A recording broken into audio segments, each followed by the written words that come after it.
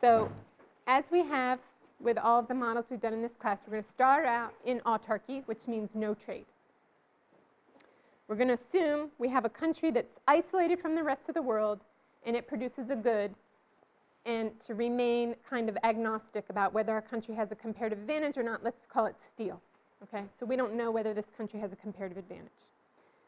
Now, if the country's in autarky, which means no trade,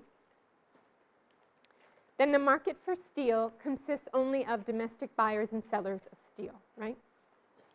No one in the country is allowed to export, no one in the country is allowed to import, and how our price is determined, well, here's the tool that you'll remember very well from micro. Uh-oh, the clicker's not working. It depends on domestic supply and domestic demand. And where's the equilibrium price and quantity? You know this very well by now, right? It's where they intersect.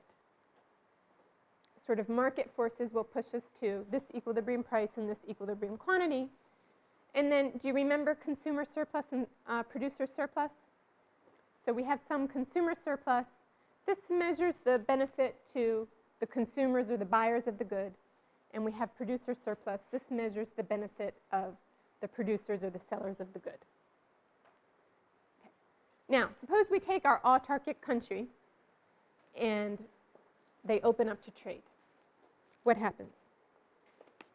Well, will this country be an importer or exporter of steel? It depends on whether our country has a comparative advantage in the good. And how can we tell that from this simple model? We can tell that by comparing the domestic autarkic price to the world price in the rest of the world. Okay. The world price means the price that prevails in the world market for that good. So if our country has a comparative advantage in producing steel or producing this good, then the domestic price will be below the world price, and our country will end up being an exporter when it goes from autarky to free trade. If it does not have a comparative advantage, then it's going to end up being an importer of that good because the domestic price will be higher than the world price for that good. Okay, so let me show you a picture. First of all, can you tell from this picture, this graph? Oh, well, I've already written the words. Okay. This is a picture of a country that has a comparative advantage in steel. Here's the domestic equilibrium price that you saw. That's where domestic supply equals domestic demand. And the world price is higher than that. And after that country opens up to trade, that'll be the price of steel in that country as well. Now, at that new world price, do you notice what's going on? There's more domestic supply than there is domestic demand. There's excess supply. Remember that from micro? Probably the first week, right? There's excess supply.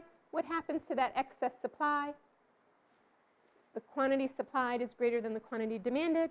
Well, if this country goes from autarky to free trade, that will be exports, okay? So if our country allows free trade, it'll export the good in which it has a comparative advantage because it will be able to produce it at a price below the world price because it's relatively efficient at producing that good. It has a comparative advantage.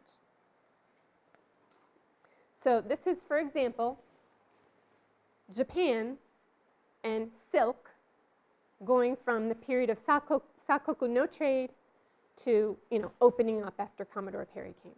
Or this would be an example of, to think about our case that we're going to do in a little bit, semiconductors in the US today. Okay? Now, even with the simple model that you did in micro, okay, without any of the models that we've gone over in this course, you knew a little bit about winners and losers from trade. Not a little bit. You knew a lot about the winners and losers from trade, and that's what the groups who presented last time were talking about. But you know about the winners and losers in terms of producers and consumers, right, or government and deadweight loss. So let's review those concepts, okay? Here's our country before trade, and I'm going to color in the triangles, all right, and see if you can remember what's producer surplus, what's consumer surplus, okay?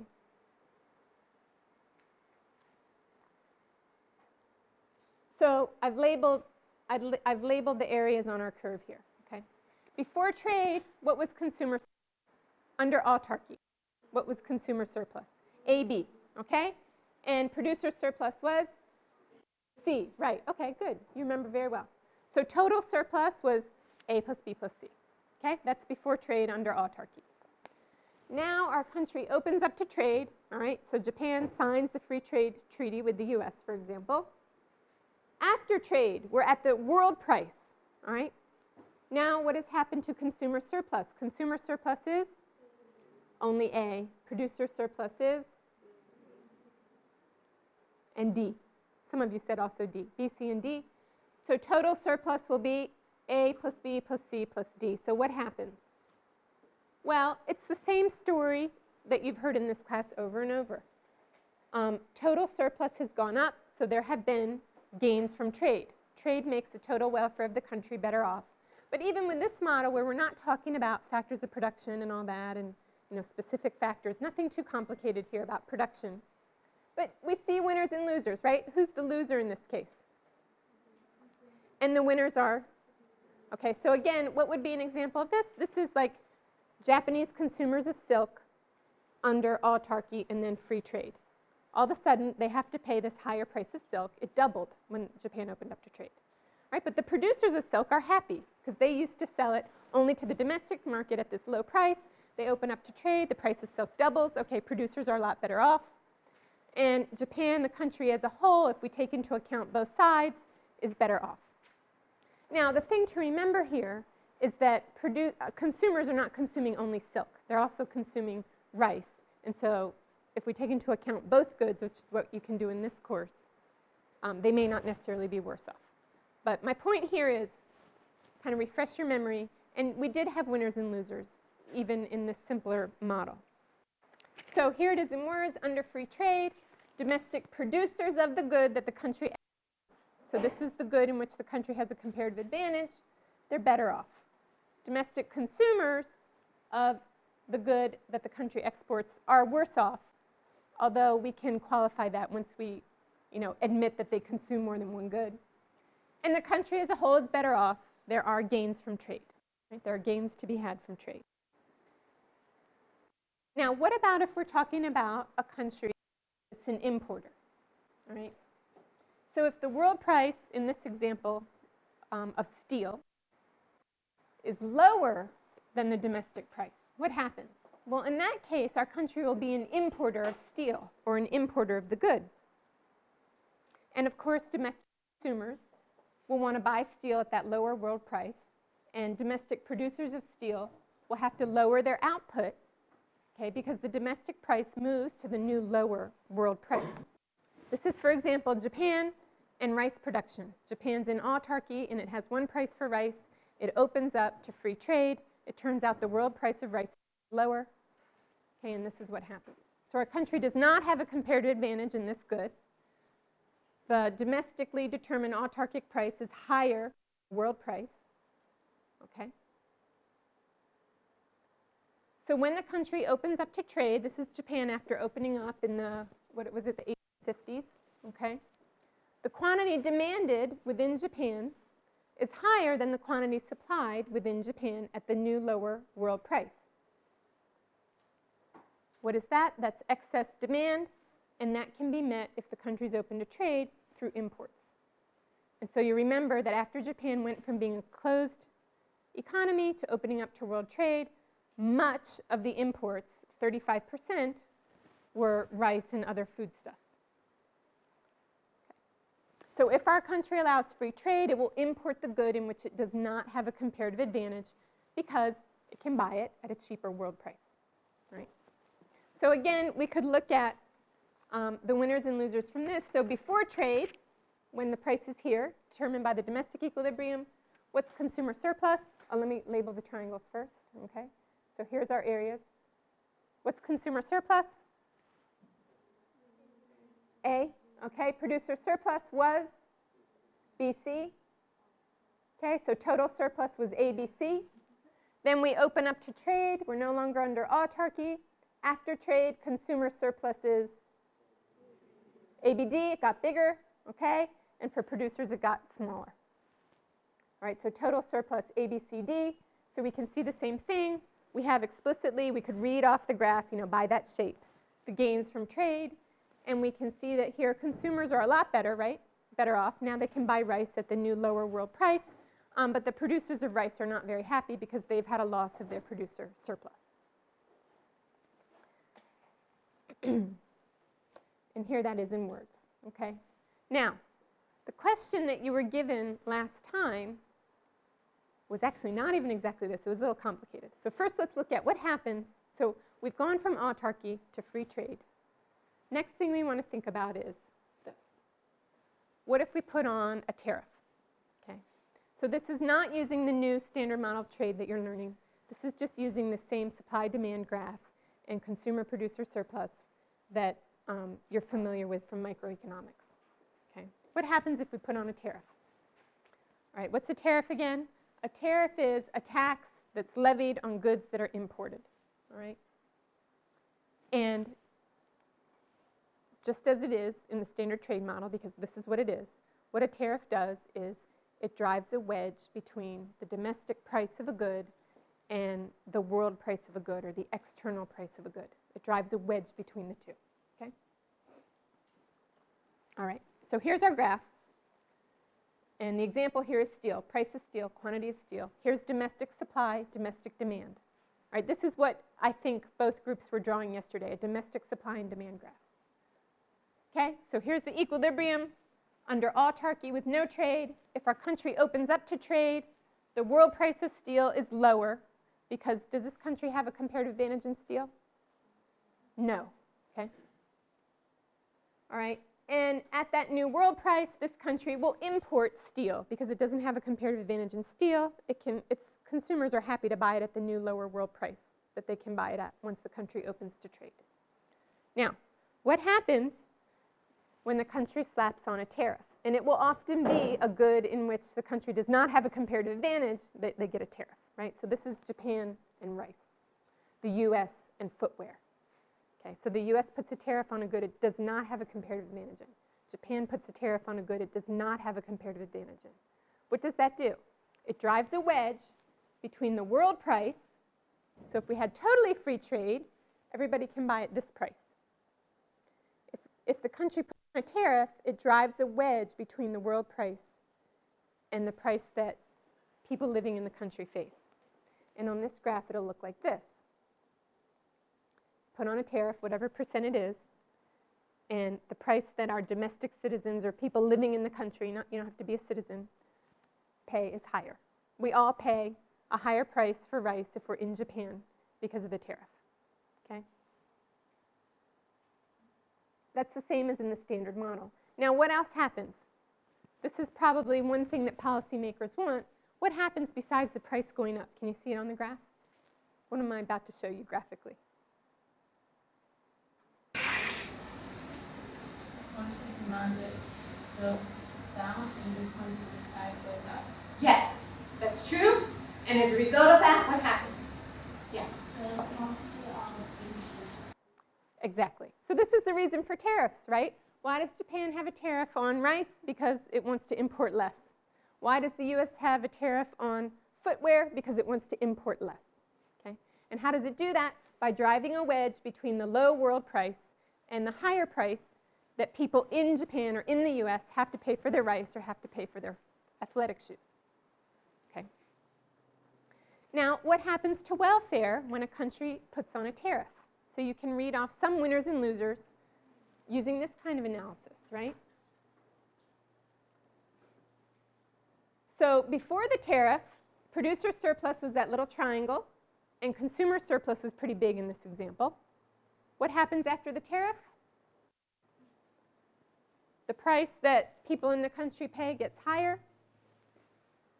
Here's our consumer surplus now, and here's our producer surplus. And you can see who's better off because of the tariff. The producers of the basically import competing good. So who is that? Japanese rice producers, US footwear producers. Okay? Who's worse off is the consumers. This is what the groups were saying yesterday when they gave their analysis. Okay? So there are some winners and losers. Oh, right, and do you remember this little part? What's this E? Who gets that?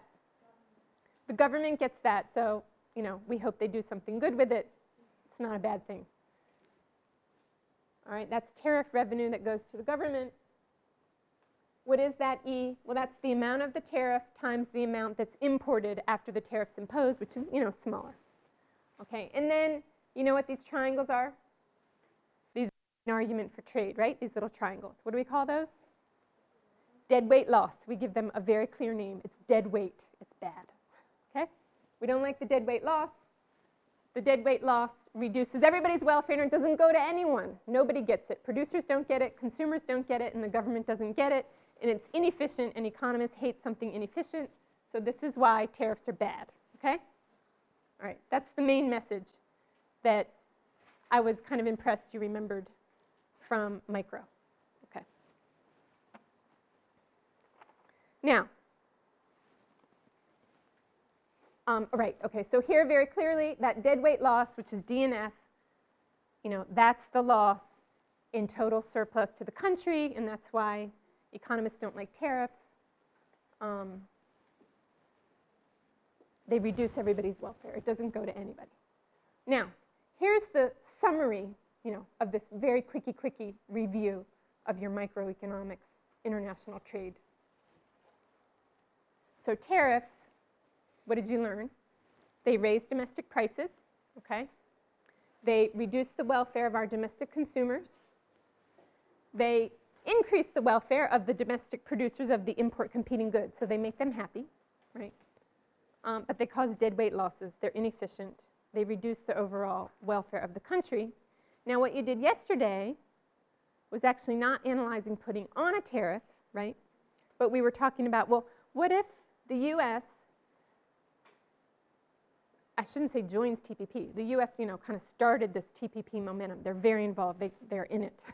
You know, they're in it. What if there is a TPP treaty signed? You know, and they're saying, probably way too optimistically, this could happen in November. Next month, we could have a TPP deal. You know, not realistic, but it could happen. In that case, the U.S. will have to take off. I said lift. It means it'll have to get rid of or remove its tariff on footwear, athletic shoes. Well, what will that do? And this is what the groups yesterday were saying. It's going to lower the price, they said. But what they were saying, it's going to lower the domestic price in the U.S. of footwear. It's going to make consumers better off. Consumers within the U.S. who can get their footwear cheaper. It'll reduce the welfare of the domestic producers of that import competing goods. So companies like New Balance, who's our client, right, in the case, New Balance is not going to be happy because their producer surplus will be smaller because they benefit from this tariff. But it's a good thing overall because it'll eliminate dead weight loss. So you were sort of thinking about how would you advise your client. Okay, so this is what you did yesterday. Now, what I want to do today is give you the case again and have you try to use a different tool to analyze it. Thank you again. Thank you. Somebody asked me,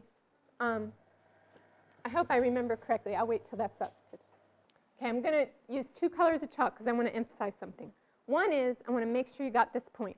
In every model that we've done that's been a comparative advantage-based model, so the Ricardian model, the specific factors model, the Heckscher-Ohlin model, this model, we've been working in a two-country, two-good world. We have only two goods in the entire world, and there are only two countries in the entire world. Okay? Now, the graph I was making was not supply and demand from micro. Okay? And I realized maybe I should have emphasized this a little bit more. It's not supply and demand. It's relative supply and relative demand. And that's what I want you to try to use today when you do the case in a few minutes. Okay? Now, relative supply and relative demand means the relative supply of one of our two goods and the relative demand of one of our two goods relative to the other good. So, you cannot come up here and draw a graph without labeling your axes. Okay? Which is the numerator and which is the denominator. Now, I think it was Yusuke pointed out yesterday, well, that's not what you meant to say, but what he helped me to point out is that it doesn't really matter which good is the numerator and which one is the denominator. You'll get the right answer. There's only one right answer. You will get the right answer regardless of what you do. But I would advise you to draw it in terms of the relative price of which good? The exported good. So that's why I did semiconductors when I had asked you to talk about the price of shoes. Why would we want to write it in terms of semiconductors or the export good? Why would we want to do that? Because we want to know what happens to the terms of trade. Now, you can also do that if you write it the other way. There's no problem. It's not wrong. You can write it either way. But if you write it with the export good as the numerator and the import good as the denominator, you can read very easily what happens to the terms of trade. If we know what happens to the terms of trade, we know what happens to welfare. Okay, so we know what happens to welfare of the country overall. All right, so I've written this one. This is going back to not a tariff or anything, but a more simple question.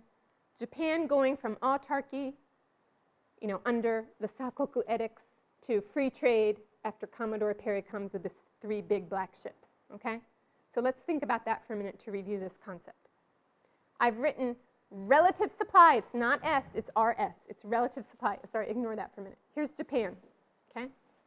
We don't denote our domestic country, so I didn't write anything. It's home. It's Japan. We don't put anything. It's just relative supply to us. Relative demand. It's relative supply and demand for what? For silk, relative to rice. Those are 2 goods, clothing and food, the 2 necessities. Silk and rice, something Japan had a very clear comparative advantage in, and something it had a very clear, well, not a comparative advantage in. Okay? So I've written in terms of our domestic country, which is Japan's terms of trade. The terms of trade for Japan is the price of silk relative to the, it looks like price, doesn't it? Sorry. It's P sub rice. That's what it's supposed to be. Okay. The price of rice. All right, now, why does the relative demand curve slope down? It's similar but not exactly the same as to why a demand curve slopes down. Can somebody say why in a sentence?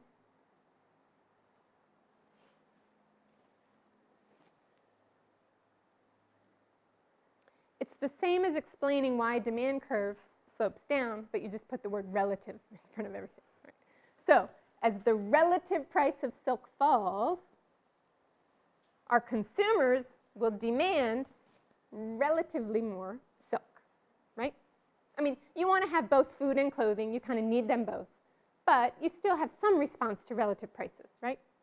So if silk gets, cheaper, okay, we might buy a few more silk kimonos and keep a little less rice in our, storage, okay?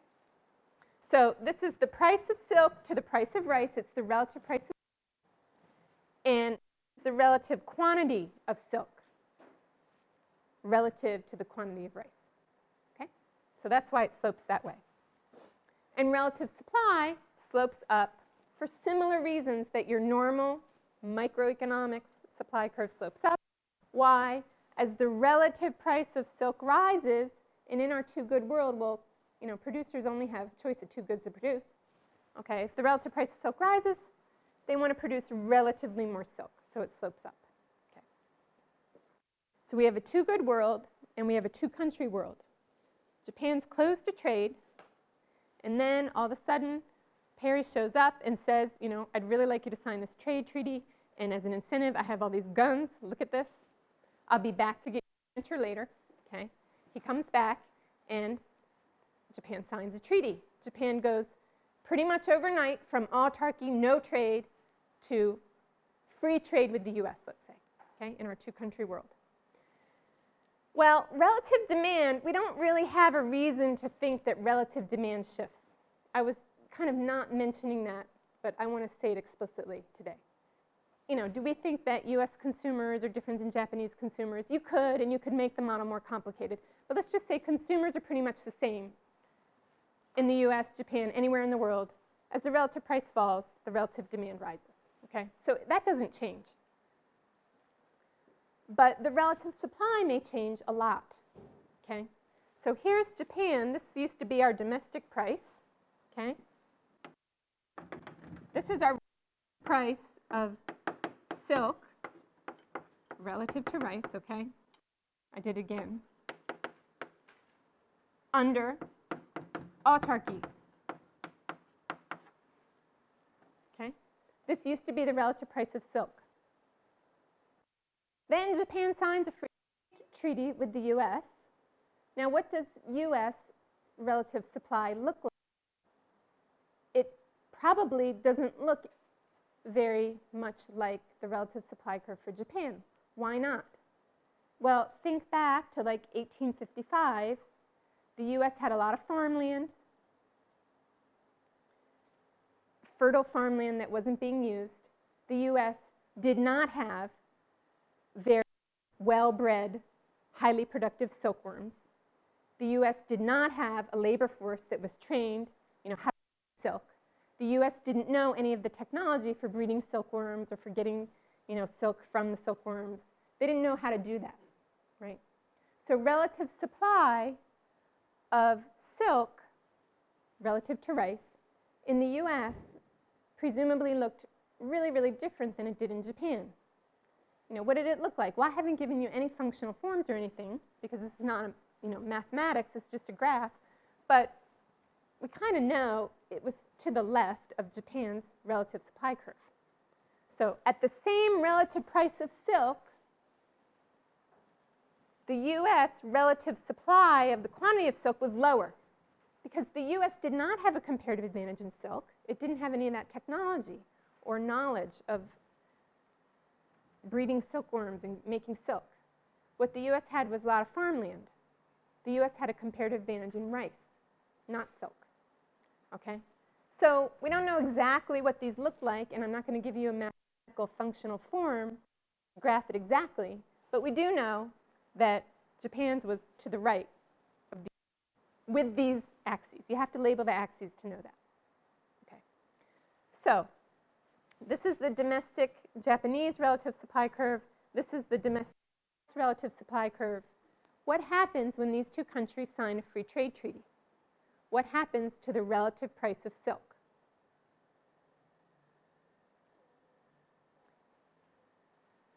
It will be somewhere in between these two. Do you remember that? Okay. And we don't know exactly where. So usually we just say, well, let's say halfway between. Okay. It'll be somewhere in between the two. So it will settle somewhere in between the two. Okay, so this is the price of silk, the relative price of silk relative to the price of rice under free trade. Okay, did the relative price of silk rise or fall under free trade? It depends on where you live, right? Did you live in the country that had a comparative advantage in making silk, which is Japan? Then the relative price of silk rose, and we know actually from data it rose tremendously. It doubled very, very quickly. If you happen to live in the US, okay, of course it fell. But lucky for you, your terms of trade are written in terms of rice, so the relative price of rice rose. Did I go too quickly there? So from Japan's perspective, moving from autarky to free trade resulted in a rise in the relative price of silk, and a rise in the relative price of silk same as fall in the relative price of rice. Got that?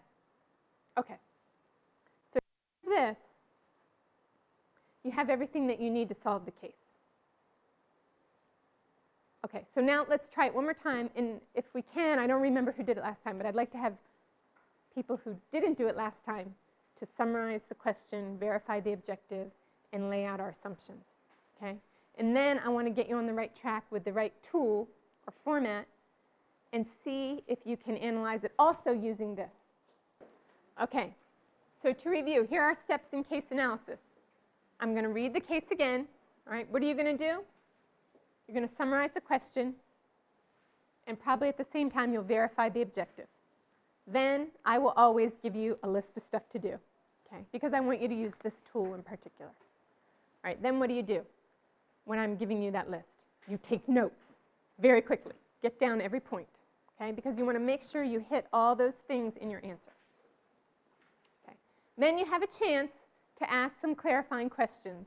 And actually what I mean here by ask clarifying questions, what you can do is you can say, I'm going to assume ABC.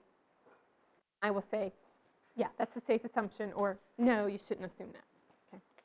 You can ask if you want to.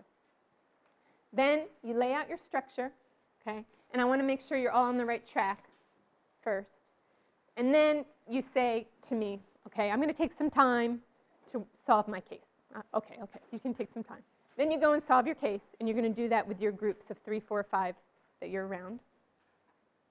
Okay, then I want some groups, and hopefully we can get different groups from last time, to solve the case and to make you feel very nervous and hopefully do a better job.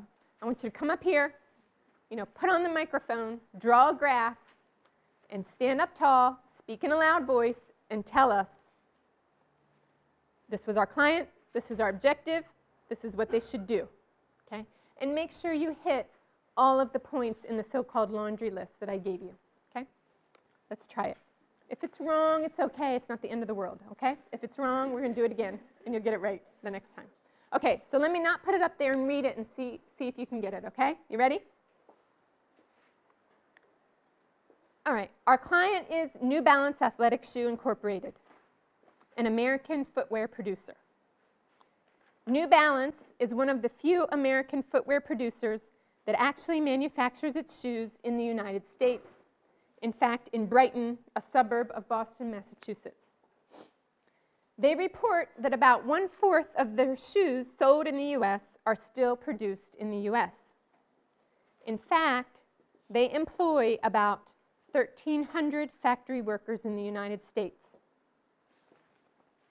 New Balance CEO Robert DeMartini is concerned about what will happen if the Trans-Pacific Partnership, TPP, negotiations result in a successful treaty. Japan, the United States, and 10 other countries taking part in Trans-Pacific Partnership free trade negotiations will hold a ministerial session in Sydney later this month. It's scheduled for October 25th, 26th, and 27th, and they're aiming for a broad accord in November. A treaty would likely mean that U.S. tariffs on shoe imports from Vietnam would be lifted. They would not be allowed to have them anymore because Vietnam's also in TPP. Okay. How should New Balance respond to the progress on TPP? Anybody want to summarize the question?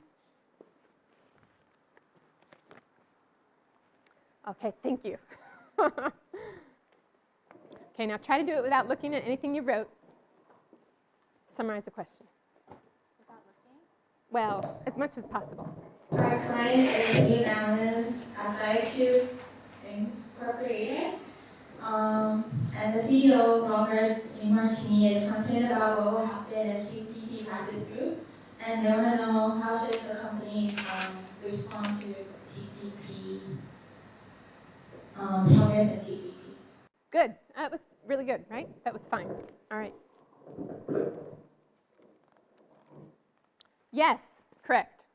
And along the way, I want to know, one, if there is a successful TPP treaty, what will happen to the relative price of athletic shoes, let's say relative to semiconductors? 2, what will happen to the overall welfare of the United States? And 3, I want you to support your answer with the standard trade model. Did everybody get all 3 things? All right, now is your chance to ask some clarifying questions, or what makes a better impression would be to state some assumptions. Okay? So what do we need to assume here? What do we need to assume, or what would you like to ask me if you're not sure you want to assume? Anybody? What are your assumptions? For the company. Or to solve the case, what do you need to assume?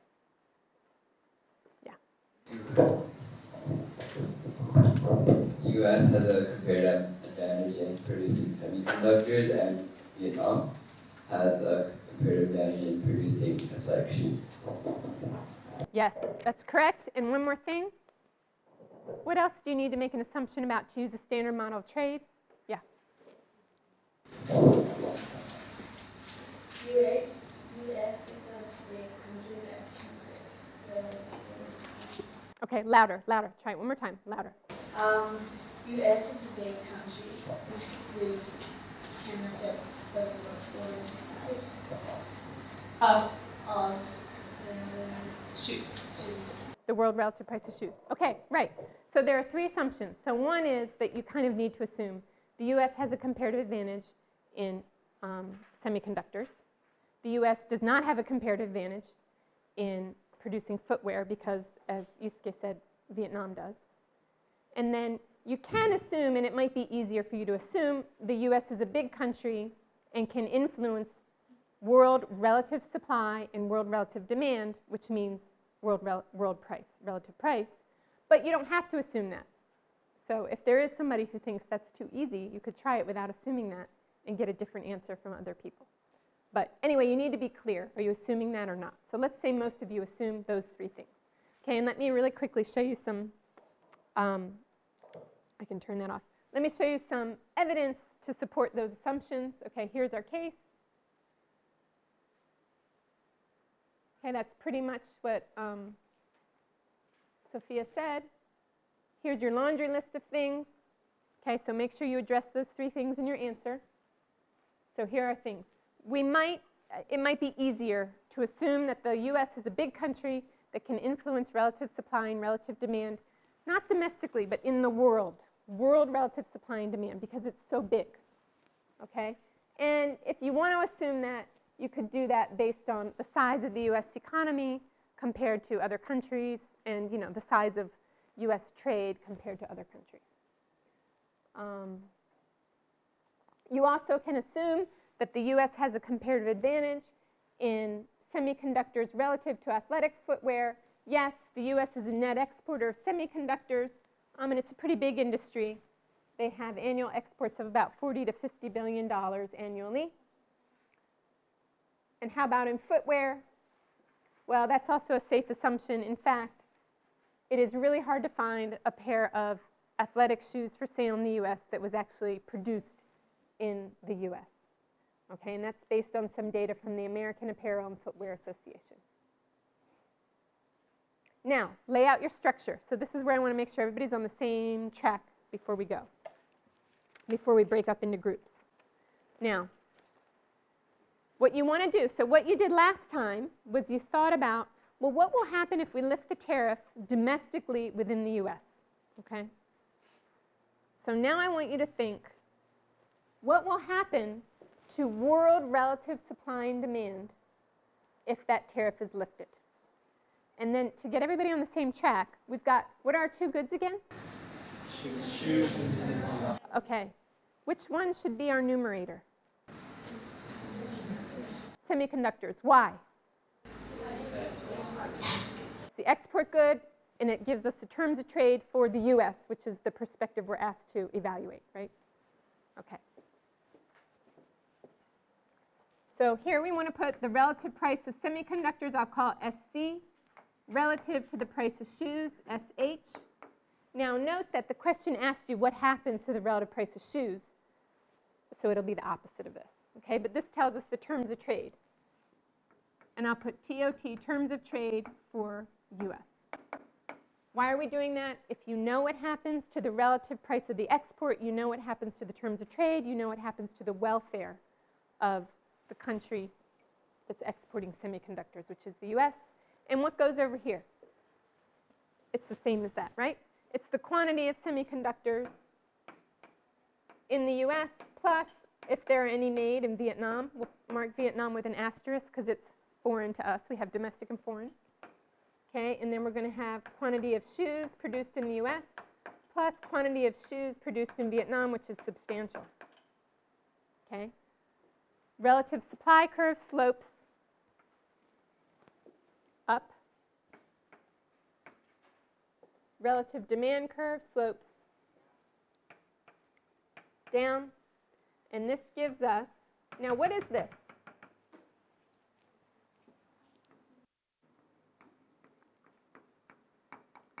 This is the relative price of semiconductors where? Yeah. This is in the rest of the world, right? This is not the price that U.S. consumers get to buy their shoes right now because they have to pay that tariff. That tariff, remember, drives a wedge between the world or external market price and the domestic relative price, okay? So this is the world price.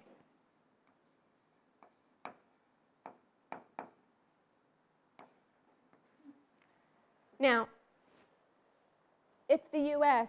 frees its trade by lifting the tariff, removing the tariff because it's forced to, because the TPP treaty is signed, if you agree with Risa and you think that the U.S. is a big country, then changes in relative supply or relative demand in the U.S.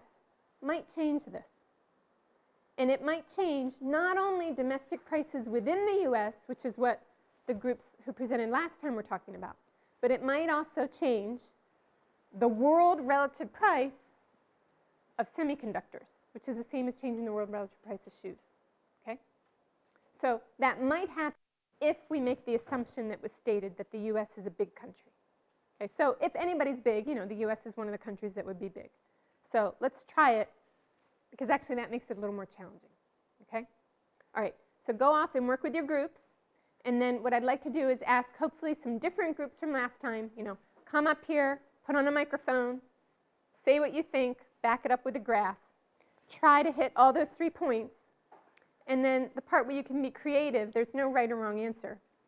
You know, what do you suggest New Balance? What should the CEO do? What would you do if you were the CEO? So there are many possible answers to that. And as long as you're backing it up with some of the tools that we've used and some real facts, you know, your opinion is valid, okay? As long as it's convincing. All right, so go ahead and work in some groups for a few minutes.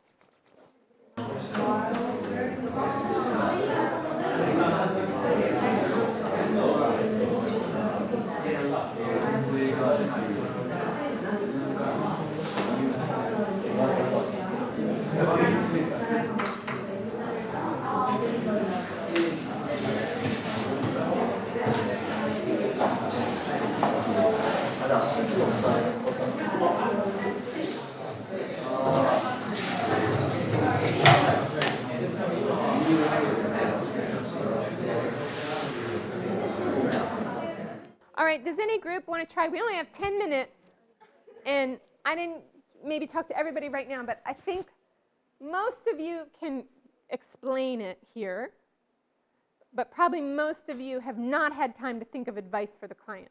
Is that right? If you thought, or if you did everything, you want to come up here and do it? Anybody, any group want to try? Okay, come on. In this case, our client is New Balance, and our objective is to advise them or suggest them how should they respond to TPP.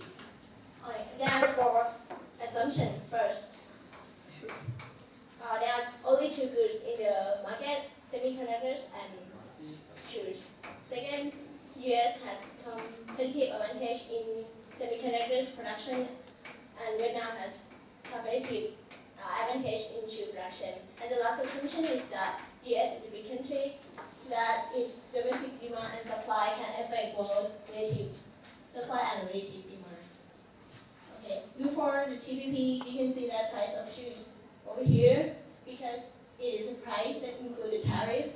And after TPP take place, price of shoe dropped to here. And so the supplier don't want to supply shoes anymore because they will get less profit. So they will supply of shoes will decrease. And as US is a big country, so less supply of shoes in domestic market in US will affect relative supply of semiconductors in world market. So we move to this graph. Relative supply of semiconductors will shift to the right.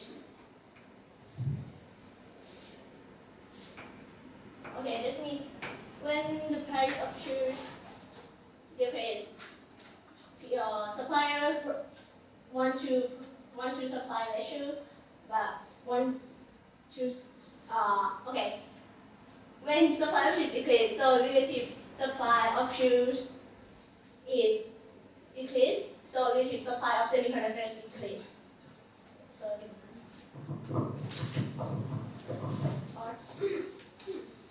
for the demand part, as you can see, when the price of the shoe drops, so you want to buy more shoe. As when the demand of the shoe increase, the relative demand of the semiconductor will decrease. No, oh sorry, I'm confused. Like, when the demand of shoe increase, so it affects the relative demand of semiconductor will decrease, so the graph will shift to the left. And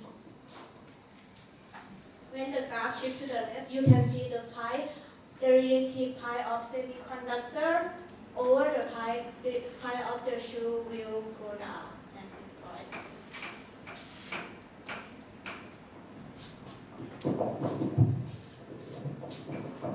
So the relative price of semiconductors over relative price of shoes will decrease.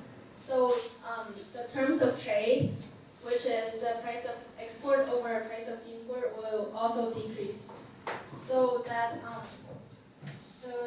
the ISO curve becomes flatter. So and then we move from a high.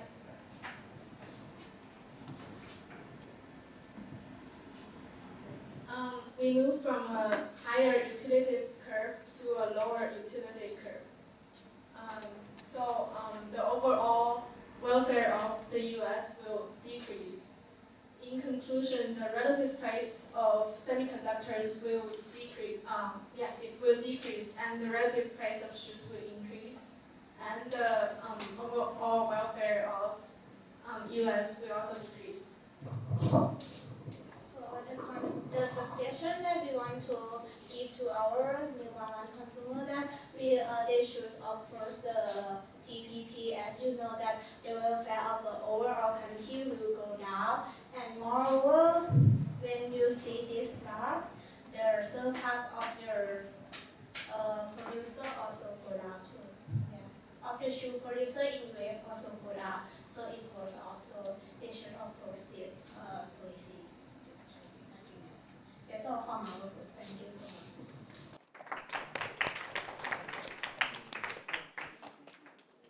What did you all think of that? I thought that was pretty amazing. All right, very nice. I can't think of anything to correct, which is rare. Yeah, it's exactly right. Did anybody have any? So I think most of you probably had kind of gotten here. That was a wonderful job explaining and careful use of the language. So this is domestic market. This is the world market. They talked about what happens in terms of trade. And I didn't expect you to do this, but this is explaining why the terms of trade affect welfare. Okay, so you could have just said that without defending it, but it was good you had an example of why. And then they said their advice to the client is you should oppose TPP by doing what? I don't know. Did you have an idea? How should they oppose TPP? Okay, how about other groups? Did you have any other ideas about what your clients should do? Yeah, what did you all think? Maybe it's not going to be profitable for them to produce in the US anymore, so they could outsource their production, so it would further harm the US, which overall for the US would be worse. So the US should, in general, oppose TPP. Okay. So the company itself could outsource. You guys were also thinking that, right? And they could make their argument against TPP, instead of seeming selfish, and it's just because we don't want the cost of our production to go up, they could say it's really going to harm U.S. welfare overall. I mean, you could go to Congress and make that argument, lobby, right? Anybody else have a different argument or an idea? What should they do? I know somebody else, some group had one other idea, one other advice for the client. Is that it? So one was to oppose TPP, one was to shift production overseas, maybe to Vietnam. Anybody else have a different idea? You guys had a different idea? We advise the clients to make their New Balance as a brand that's kind of expensive brand, so that consumers get to pay more for New Balance products. And so instead of just doing their production and selling just the way it is, they can make it as like a made in USA, because they have the advantage of producing in states. So All right, good, great job. Okay, so we're going to have, I'm sorry, our midterm on Wednesday, But then after that, we'll try another case, okay? Something like this, since you got this one. We'll try one that's a little bit different, but using the same tools, okay? So see you on Wednesday.